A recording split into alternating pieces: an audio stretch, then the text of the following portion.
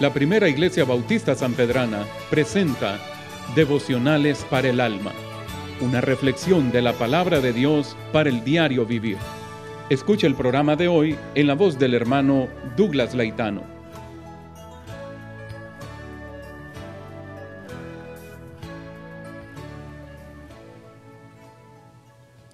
Aconteció que estaba Jesús orando en un lugar, y cuando terminó, uno de sus discípulos le dijo: Señor, enséñanos a orar, como también Juan enseñó a sus discípulos, y les dijo: cuando oréis, decid: Padre nuestro que estás en los cielos. Lucas 11, 1 al 2. La oración siempre fue un pilar, un ancla, un punto de partida del ministerio de Jesús. Orar en el ministerio de Jesús era una característica definitiva en su día a día. Sin la oración no había ministerio. Jesús no se movía sin primero acudir a su Padre en oración. Y los discípulos eran testigos de esto. Un día se le acercan y le dicen: enséñanos. No le piden: danos la capacidad de realizar milagros o respóndenos a esas preguntas teológicas, sino enséñanos a orar. Estos hombres entendieron que había un vínculo inquebrantable entre el asombroso poder que Jesús manifestaba en su vida, en su testimonio, en sus enseñanzas, y la intensa vida de oración a la que Él se entregaba. Los discípulos estaban familiarizados con el hábito de Jesús de retirarse de vez en cuando para irse a un lugar desolado y pasar largos periodos en oración con su Padre. Hicieron esa conexión entre la intimidad de la vida de oración de Jesús y el poder de su ministerio. La fuente del poder estaba en la oración, y le dicen: enséñanos a orar. Y la oración realmente no es algo que viene natural al hombre. Nadie nace bueno en la oración. Nuestra naturaleza sin Dios era de perdición. Éramos hombres caídos, muertos en delitos y pecados, viviendo sometidos a nuestra carnalidad. El hombre en su naturaleza caída aborrece pasar tiempo solas con Dios. No es nuestra disposición natural buscar tiempo a solas con Dios. Eso solo puede suceder cuando somos redimidos, restaurados a la comunión con Dios y reconciliados con Él a través de Cristo crucificado. La característica de un creyente que está cerca de su Salvador es su anhelo ferviente de permanecer en oración constante.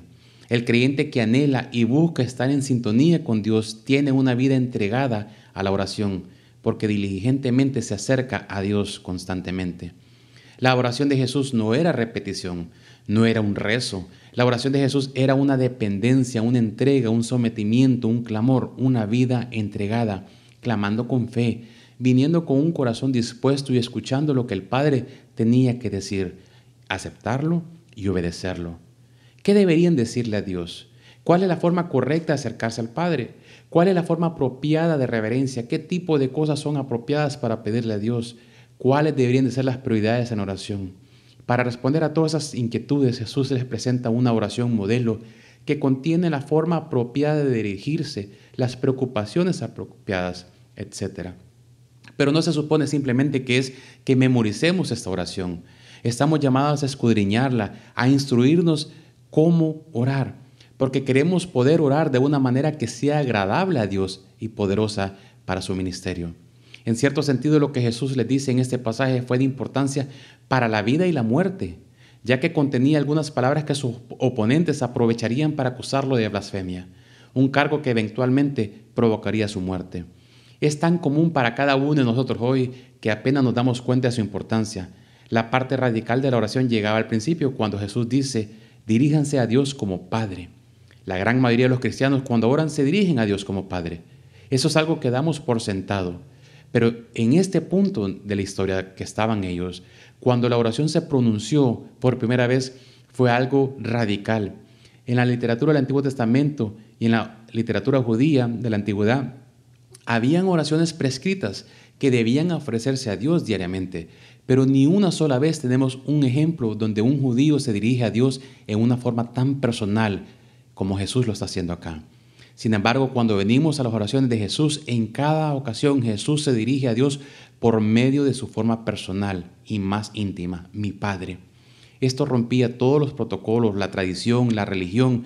Sus oponentes quedaron enojados que lo acusaron de blasfemia porque al llamar a Dios su Padre se estaba haciendo igual a Dios. Pero aquí en esta ocasión Jesús transfiere este privilegio a sus discípulos. ellos también deben dirigirse a Dios como Padre. Han sido adoptados en la familia de Dios y por el Espíritu Santo y mediante la autorización de Jesús, ahora pueden venir a Dios, el hacedor del cielo, de la tierra, y dirigirse a Él como Padre. Hijo de Dios, hermano en Cristo, ora, clama, depende, confía. Dobla tus rodillas y que la oración sea una característica de tu relación con tu Señor. Ora sin cesar, reconociendo que uno de los honores y privilegios más grandes que tendrás es orar a un Dios cercano, viviente, que escucha y no es indiferente. Ora y dile, Padre. Que el Señor los bendiga. Este programa es producido por el Ministerio de Medios Masivos de la Primera Iglesia Bautista Sanpedrana. Puede buscarnos como Privas en Facebook y YouTube o escríbanos al correo privashonduras@gmail.com. Y que la gracia del Señor Jesucristo sea con usted.